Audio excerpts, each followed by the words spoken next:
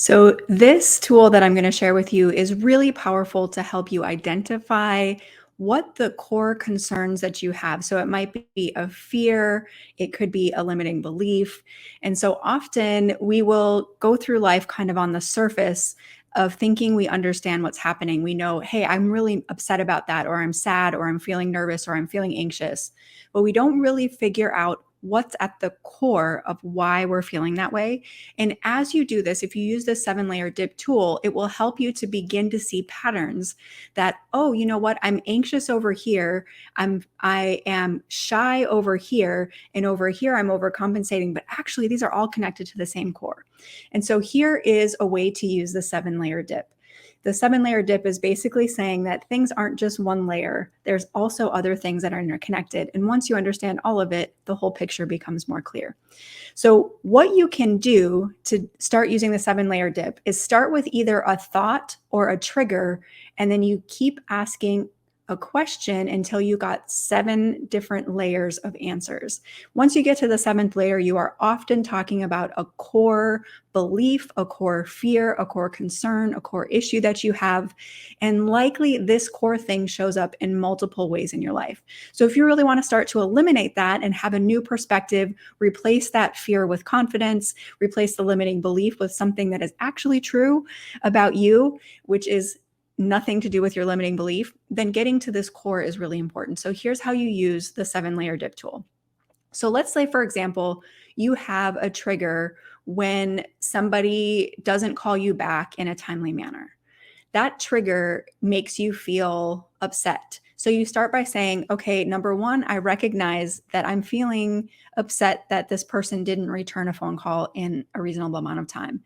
What does that mean to me? That's the first question you ask. Well, what does that mean to me? Well, it makes me feel like they don't really care about me. Okay. The next question is, if that were true, then what?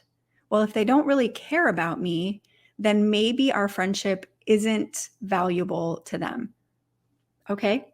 If that's true, what then?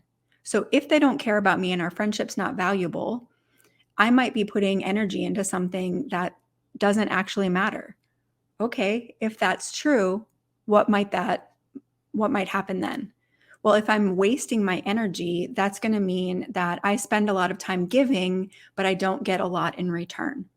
Okay. So if that's true, that you spend a lot of time giving, but not a lot of time getting, now what? That's going to mean I will have an empty tank and I will have no energy left for myself. Okay. If that's true, then what? Well, if my tank is empty and I have to keep giving, I'm going to feel resentful and feel like what I want and need doesn't matter. Now you're getting at a core. So this event that happened may feel minor, but internally, without ever realizing it, you've connected it to this core worry that you may be resentful and be alone. Nobody cares about you. You only care about other people. So that belief, now start asking yourself, where else does that show up in my life?